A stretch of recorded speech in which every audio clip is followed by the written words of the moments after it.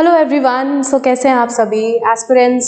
Stellar learning solution में आप सबका बहुत बहुत स्वागत है। So we at Stellar here to provide you a detailed and a complete solution for your current affairs BPSC 68 one step solution. ठीक है। सो जैसे आपको पता होगा कि हाँ, अभी बीपीएससी का पैटर्न भी चेंज हो चुका है और हमारे पास नेगेटिव मार्किंग है। So you need not to worry about negative marking. Why? Because जब नेगेटिव मार्किंग है ना, तो हमारे पास बहुत सारे पॉजिटिव्स भी हैं। कैसे पॉजिटिव हैं? जैसे आपको पता होगा कि रिसेंटली जो बीपीएससी का एग्ज़ाम कंडक्ट हुआ था, उसका जो कट ऑफ गया था दैट वेंट वेरी हाई। ठीक है। कट ऑफ बहुत ज़्यादा जाने के बहुत सारे रीजंस हो सकते हैं। एक, पहला कि एग्ज़ाम 67 का 2 बार कंडक्ट हुआ, एक बार कैंसिल हो गया। लेकिन जो 67 बीपीएससी का जो एग्ज़ाम कैंसिल हुआ था, अगर हम उस पेपर को एनालाइज करें तो वो पेपर का जो लेवल था वो काफ़ी अच्छा था अगर हम कंपेयर करते हैं 67 का जो रिसेंटली एग्ज़ाम हुआ था उसमें। क्यों? क्योंकि वहाँ पे क्वेश्चन काफ़ी एनालिटिकल थे, स्टेटमेंट वाले क्वेश्चंस थे। जैसे फाइनेंस कमीशन के ऊपर आपने जो क्वेश्चन देखा होगा, या फिर साइंस में भी जो क्वेश्चंस थे, हम उन सब के ऊपर भी आएंगे, क्वेश्चंस को भी देखेंगे कि हाँ ट्रेंड क्या रहा है। लेकिन अभी जो एग्ज़ाम कंडक्ट हुआ इसमें काफ़ी फैक्चुअल क्वेश्चंस थे। प्लस वो ये कहते हैं ना कि बच्चे शायद तुक्का लगा लेते हैं, तुक्का लगाने की वजह से कट ऑफ हाई चला जाता है। तो ये सब को ध्यान में रखते हुए, क्योंकि बहुत ज़्यादा स्टूडेंट्स में क्योस था कि कैसे होगा, क्या चेंजेस आने वाला है बीपीएससी में। सो फाइनली आयोग ने सारे लिस्ट जो हैं आपके सामने प्रोवाइड कर दिए हैं और इसमें बहुत सारे चेंजेस लाए गए हैं, ना सिर्फ प्रीलिम्स में बल्कि मेंस में भी। मेंस में पहला तो ये ऑप्शनल इन्होंने ख़त्म ही कर दिया है। ख़त्म हम इसलिए बोल सकते हैं क्योंकि 100 मार्क्स का अब एमसीक्यू क्वेश्चन आएगा जो कि क्वालिफाइंग नेचर होगा। सो यस, अगेन इसके पॉजिटिव्स एंड नेगेटिव्स हैं, but we are not into that. हमें यहाँ पे स्पेसिफिकली करंट अफेयर सेक्शन और प्रीलिम्स को ध्यान में रखते हुए देखना है। ऐसा नहीं है कि वो आपको हेल्प मेंस में नहीं करेगा, क्योंकि जैसे मैंने आपको पहले भी बोला कि हम एनालिसिस करने वाले हैं करंट अफेयर्स को टू दी पॉइंट, या फिर फैक्चुअल। अच्छा, ये यहाँ पे है, वो वहाँ पे है। अगर आप देखो तो बिहार के नॉर्मल एग्जाम्स में भी उस तरह का क्वेश्चन आ रहा है। बीपीएससी जो कि एडमिनिस्ट्रेटिव एग्जाम है, वहाँ पे भी अगर सेम लेवल के क्वेश्चंस आ रहे हैं, देन ऑब्वियसली ये नेगेटिव को इंट्रोड्यूस करना, प्लस क्वेश्चन का लेवल अब अच्छा होने वाला है। क्यों? क्योंकि जब नेगेटिव आ गया है तो क्वेश्चंस का लेवल अच्छा होगा, तभी जाके कट ऑफ डाउन जाएगा और स्टूडेंट्स में एक लगेगा कि हाँ ठीक है, हम एक्चुअल में एडमिनिस्ट्रेशन का पेपर दे रहे हैं। क्योंकि एक एडमिनिस्ट्रेटर से हम रटाफिकेशन नहीं एक्सपेक्ट कर सकते, है ना। वहाँ पे आपको एनालिसिस आना चाहिए, बिकॉज एज एन एडमिनिस्ट्रेटर आपको प्रॉब्लम का सोल्यूशन देना है। So you have to start thinking that way, then only you can become a good administrator, right. So यहाँ पे स्टेलर में क्या चीज़ें आपको प्रोवाइड होंगी। देखो, सबसे पहली चीज़ जो हम करने वाले हैं कि करंट अफेयर्स का वेटेज कितना है। देखो, करंट अफेयर्स इज कवरिंग सबसे लार्जेस्ट सेक्शन। वैसे तो बीपीएससी में जो क्वेश्चंस आते हैं वो हिस्ट्री से ज़्यादा आते हैं, 40 क्वेश्चन आप वहाँ से पकड़ सकते हो, मगर 150 क्वेश्चंस हैं। ठीक है। सो 150 क्वेश्चन में अगर आपको 40 क्वेश्चन करंट अफेयर से आ रहा है, इवन पॉलिटी में आप देखो तो पॉलिटी के जो ज़्यादातर जो क्वेश्चंस होते हैं वो करंट अफेयर्स के ही नेचर के होते हैं। अभी रिसेंटली जैसे हम बात कर ले, supreme court withhelded the 103rd constitutional amendment act, right, जिसके थ्रू क्या था, 10% का रिजर्वेशन दिया गया था। ठीक है। इसको सुप्रीम कोर्ट ने बोला कि हम इसको विथहेल्ड करने वाले हैं। हमें सिर्फ ये नहीं याद करना है, हमें क्या देखना है कि अच्छा क्या है ये actually reservation system. We have to analyse that. जैसे सिन्हो कमीशन आया था 2010 में, Sinho commission, this was introduced in, इसने अपनी रिपोर्ट दी थी 2010 में, और स्पेसिफिकली हमने article 15 clause 6 and article 16 clause 6 में चेंजेस करे थे। इसके अलावा भी बहुत सारे चेंजेस थे। इंदिरा साहनी जजमेंट 1992 का, वो क्या था, क्या 50% का कैप था, क्यों ये चेंजेस लाए गए हैं, या क्या रिजर्वेशन वाकई में ज़रूरत है।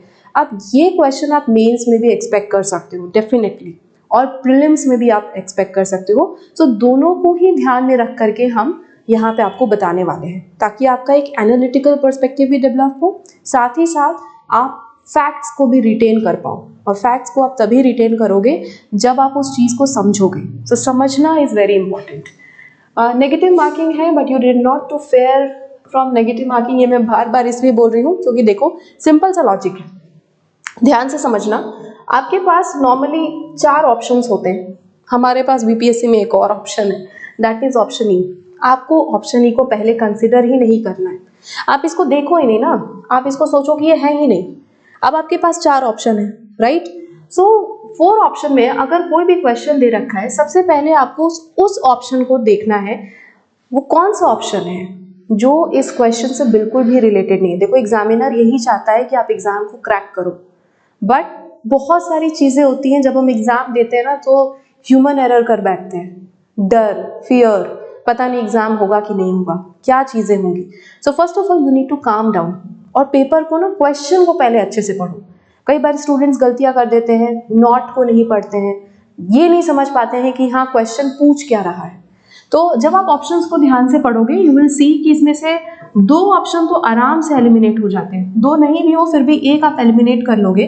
और अगर आप आंसर के करीब पहुंच रहे हो, like if you are left with 50-50, तो देखो 50-50 के केस में क्या होता है ना, 80:20 का रेशियो बन जाता है। कैसे?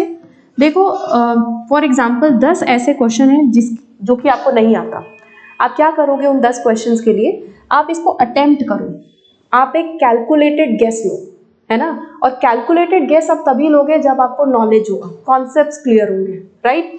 अब इस 10 में से अगर आप 6 क्वेश्चन भी 80:20, यानी कि अगर आप 50-50 पे हो, तो 80% चांसेस हो जाते हैं कि आपका आंसर सही होगा और 20% चांसेस है कि आपका आंसर गलत होगा, राइट। सो 6 क्वेश्चन अगर इस हिसाब से मेरे सही हो गए, यानी कि ये मुझे कितने मार्क्स दिला रहा है? ये मुझे 6 मार्क्स दे रहा है। बट अगर मेरे 4 क्वेश्चन गलत हो गए, कोई बात नहीं, टेंशन लेने की जरूरत नहीं है। क्यों? क्योंकि ये 4 क्वेश्चन मुझे सिर्फ 1 मार्क ही तो लूज करेगा। वाई? क्योंकि -0.25 है फॉर एवरी रॉन्ग आंसर। और अगर मैं एक आंसर सही कर रही हूं तो मुझे 1 नंबर मिल रहा है। तो इस हिसाब से मेरे 1 नंबर कम हो गए। 1 नंबर कम होने का मतलब है आई स्कोर्ड 5 मार्क्स। लोगों के तो 1 नंबर से कट ऑफ छूट जाता है, यहाँ आपको 5 नंबर कैलकुलेटेड गेस से मिल रहा है। तो ये करने का क्या तरीका है, ये आपको एक दिन में नहीं आएगा। It requires a lot of practice, analysis, understanding and obviously the trend of the exam. Clear? So ये चीज आपको कहीं ना कहीं यहाँ पे हेल्प आउट करेगी। नेक्स्ट हमारे पास क्या है आपके लिए, like why Stellar. So as you know, like these are the sections जो आपको करंट अफेयर्स जो आपका बीपीएससी का सिलेबस है उसमें ये आपका सिलेबस दिया हुआ है। यहाँ अगर आप देखो जनरल साइंस में भी करंट अफेयर्स के क्वेश्चन पूछ रहा है वो। नेशनल एंड इंटरनेशनल इंपॉर्टेंस बहुत इंपॉर्टेंट है, ये पूरा का पूरा करंट अफेयर्स होगा। ज्योग्राफी में भी अगर कोई प्लेस है जो कि न्यूज़ में है, जैसे आजकल बहुत सारे ऐसे प्लेसेस हैं due to global warming, climatic conditions, कुछ जो लेक्स हैं वो ड्राई आउट हो रही हैं, सो वहाँ से क्वेश्चंस पूछे जाने के चांसेस हैं। बहुत सारे लेक्स हैं जो कि अभी रिसेंटली न्यूज़ में थे। इंडियन पॉलिटी की अगर बात करूँ, कुछ भी अमेंडमेंट है, कोई बिल आ रहा है, कोई स्कीम है, कोई भी चेंजेस हो रहे हैं, ये सब करंट अफेयर्स में आता है। ठीक है, अगर मान लो इलेक्शंस हुए तो यानी कि इलेक्शन कमीशन इंपॉर्टेंट हो गया।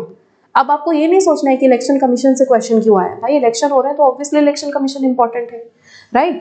देन इकोनॉमी की अगर हम बात करें तो देखो इकोनॉमी में आपको बजट और इकोनॉमिक सर्वे बहुत इंपॉर्टेंट है।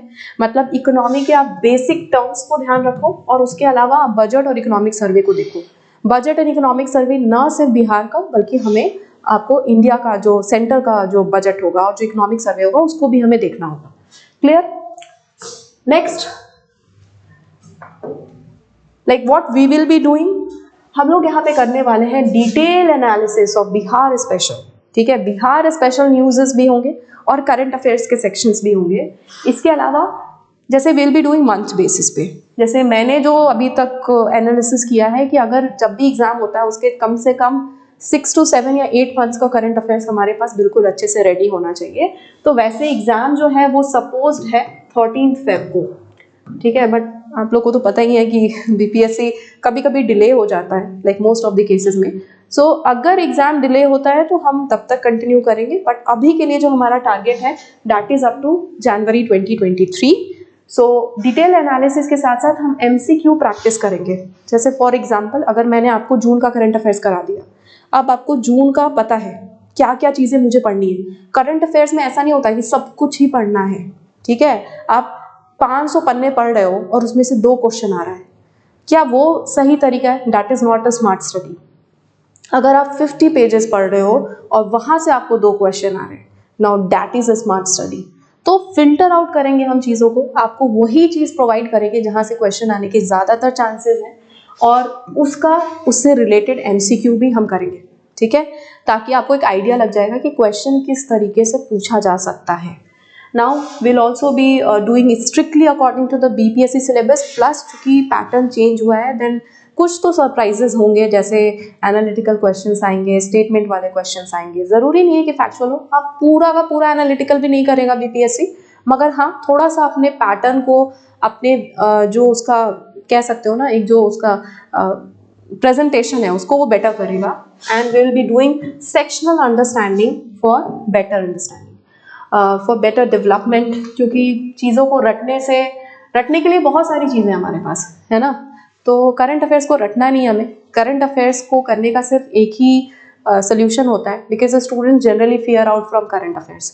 आप पढ़ो, आप करंट अफेयर्स को समझो, उसको एनालाइज करो और उसको बार बार पढ़ो, है ना। जो भी आपको मैं करंट अफेयर्स कराऊंगी, this is one stop solution. इसके अलावा ऐसा नहीं है कि आप 50 जगह से और भी कंटेंट को ले रहे हो। अगर होना है तो यहीं से होगा, और नहीं होना होगा तो फिर there is some sort of lacking in your study, है ना। ऐसा नहीं है कि पेपर कहीं और से आ रहा है, पेपर यहीं से आ रहा है, जो चीज़ें न्यूज़ में हैं, या फिर जो आपका स्टैटिक पोर्शन है। जैसे आप अपना हिस्ट्री अच्छे से तैयार करो, साइंस एनसीईआरटीज को अच्छे से पढ़ो, geography again NCERT becomes very important. Bihar special को पढ़ो आप, बिहार का लैंडफॉर्म क्या है, what is the geography of Bihar, what is the polity of Bihar. Then आपका एक मैथ्स का भी सेक्शन आता है जो कि 10 क्वेश्चन है। क्वेश्चंस काफ़ी मतलब सिस्टमैटिक होते हैं, ऐसा नहीं है कि आपको 11th-12th का मैथ्स आ रहा है। सो अगर आप कैलकुलेटेड गेस करोगे और चीज पेपर को स्ट्रक्चर्ड वे में सॉल्व करोगे, तो definitely you can clear this exam, right, along with negative marking. So don't fear from negative marking, it's pretty okay. और देखो whatever the commission has done, that is in students favor. आप लोगों को खुद realise होगा कि हाँ अब बीपीएससी का स्टैंडर्ड काफ़ी अच्छा हो चुका है, और बीपीएससी जिस तरह के क्वेश्चंस अब देगी उसका भी काफ़ी अच्छा स्टैंडर्ड होगा। So we have to start thinking that way. Thank you, and जल्दी मिलते हैं करंट अफेयर्स की सीरीज़ के साथ। So thank you students.